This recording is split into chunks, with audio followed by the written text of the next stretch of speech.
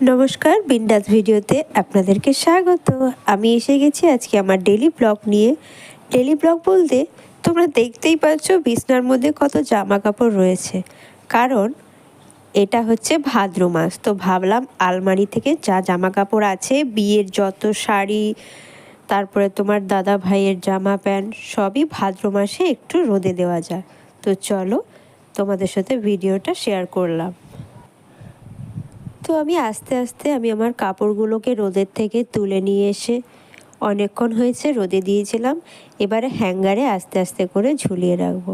এবার তোমরা ভাবছো যে দুটো হ্যাঙ্গারে দুটোই শাড়ি রাখবে, কিন্তু না, আমার যখন অনেক শাড়ি হয়ে যায় না, রাখার যখন জায়গা পাই না, তখন আমি একটা হ্যাঙ্গারে দুটো শাড়ি রেখে দিই। ঠিক এইভাবে দুটোর বেশি তিনটে রাখি না, কারণ যখন কোথাও পরে যাওয়ার থাকে তখন না শাড়ি খুঁজে পাওয়া যায় না কোন হ্যাঙ্গারে কোনটা রয়েছে। তো দুটো করে রাখলাম সাজিয়ে, এই কারণেই যাতে হালকাভাবে হ্যাঙ্গারটা নাড়ালেই দেখা যায় এতে দুটো শাড়ি রয়েছে। আর এই যে ল্যাটকানগুলো ঝুলছে, এগুলোকে আমি দেব একদম আলমারির পেছনের দিকে। ল্যাটকানগুলো যেন দরজার সামনে না থাকে, তাহলে আটকে গেলে পুরো জড়ি ফড়ি বসানোর যে কাজগুলো রয়েছে, তোমাদের প্রত্যেকেই বলছি, সব কিন্তু ছিঁড়ে যেতে পারে।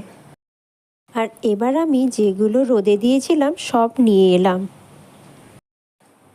তো যেগুলো আমি রোদে দিয়েছিলাম সেগুলো সব বিছনার উপরে রেখে স্নান করতে চলে গেছিলাম। আর এই দেখো সব কিছু আমি ভাঁজ করে এবার আলমারিতে রাখবো, ব্লাউজ সব কিছু তোমরা দেখতেই পাচ্ছ।